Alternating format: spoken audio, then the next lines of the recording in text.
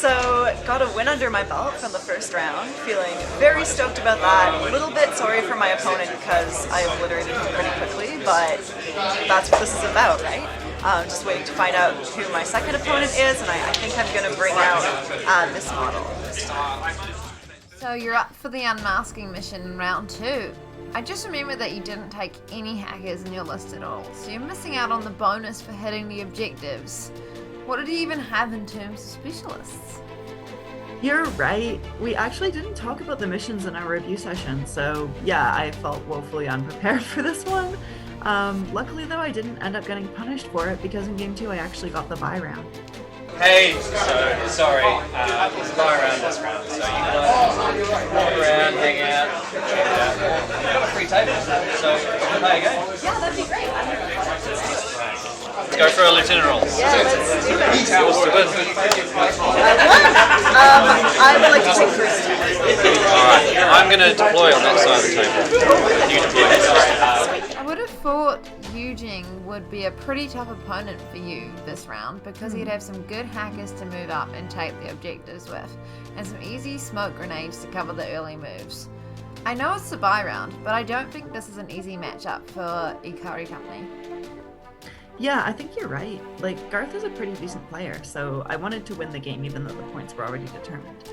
The main reason I took first turn was so I could try to get my Ikari up into the midfield and hit one of the objectives and like maybe get lucky with finding his designated target early.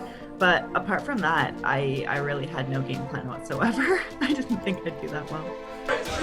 Okay, so I can see you've got your Yojimbo here, and that's the Link team, but what's that go? Oh, this is my Ikari. I'm so excited about her that I actually made 2 different models of her.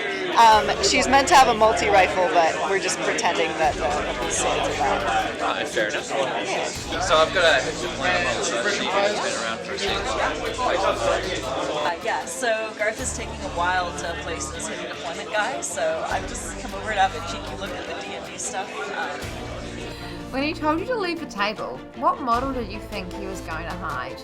Maybe a ninja? Yeah, probably. Like, it had to be either that or a Hundun rocket launcher or a Hack Chow. All of them are a problem in their own way, so I had to think about it for a bit and just like prepare for the worst case scenario. Alright, just before we start, I'm going to flip the command tokens to strip you of 2 orders from your group 1. I'm going to start by spending an order on my Ikari, and she's just going to move that. There, and then...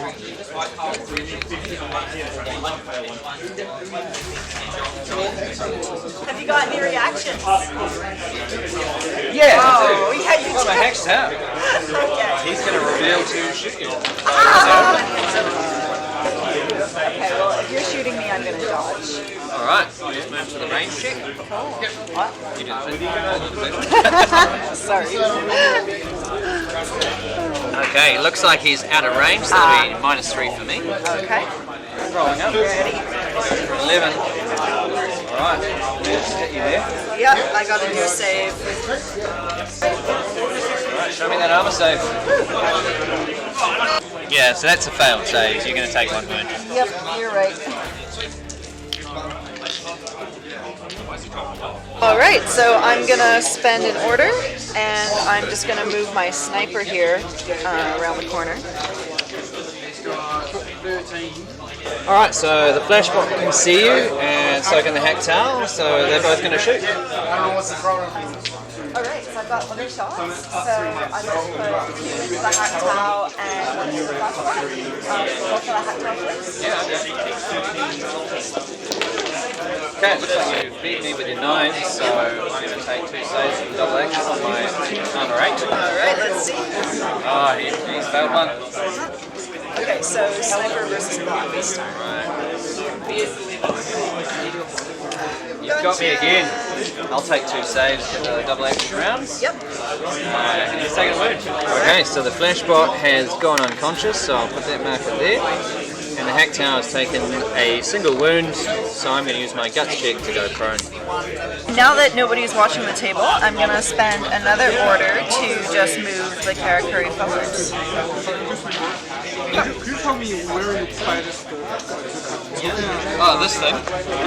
Got any surprise arrows this time? Nah, I'm all out. Alright, she's going to move again.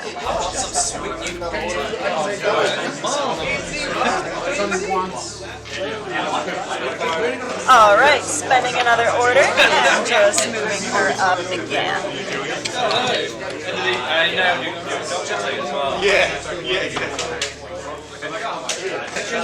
Okay, so she didn't quite make it, so she's just going to use the rest of her short skill movement to get up to touch the objective. Alright, so I've just spent another order just to get her to see if she can press the button. And that looks like a success. From what I'm hearing, all your other specialists are basically out of position here. It's not like you're going to be able to get the other two objectives easily and reveal another HVT. So if you don't find the right one here, aren't you in a lot of trouble? Very true. Yeah, I took a while to look at the options. One strategy is to assume your opponent's going to pick the one that's closest and easiest to kill. If you think they'll do that, then you should nominate the one that's most defended, right? But if you think your opponent is going to assume you're using that strategy, you can trick them by picking the most exposed and easily targeted HVT instead. It's actually a pretty good mission specifically because of the mind games, I think. So, what did you think he was going for? You didn't finish off his hack chow or do any damage to his specialist. He's going to have 3 full turns to play to just grind you down after this. I honestly couldn't even decide. I just didn't want to embarrass myself by picking the wrong HVT and not even killing it, so yeah. Okay, so which decoy do you want to reveal? Yeah, I'll be walking around and have a look at it. Yeah, this yellow one. Yep. And then there's the green one over here. Ah, true, thank you. She's pretty well hidden there. And I think the third one's just hiding in there somewhere. Okay. Oh man, yeah. Right, if this was me, which one would it be? Okay. I feel like this is a boring choice, but the yellow one is like right next to my Karakuri, so I'm just gonna go for it. Yeah, that's the one. Okay, so I'm spending an order, and she's just going to continue moving up just a little bit here, and I'm going to shoot. Alright, I better dodge with my HVT.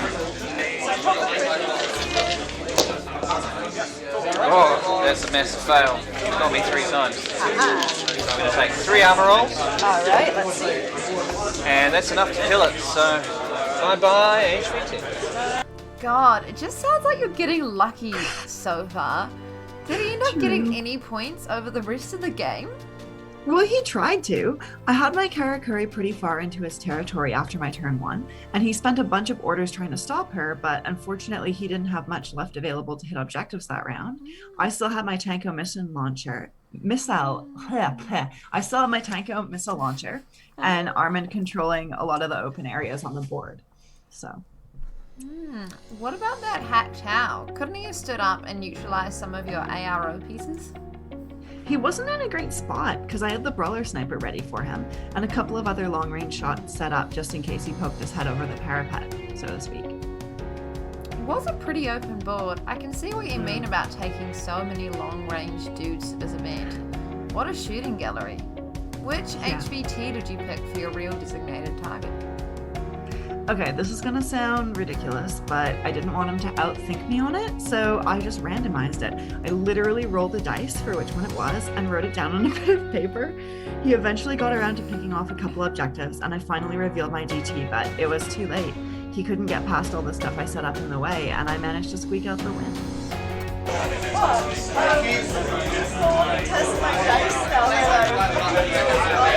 Yeah, you really cleaned the floor. For a buy, you still get 320 points, which is the same as the win. Oh yeah, nice. Your objective points are 3 points, which is the average from the rest of the group. Okay, so if you do really well, you're running in the win at all. Good luck.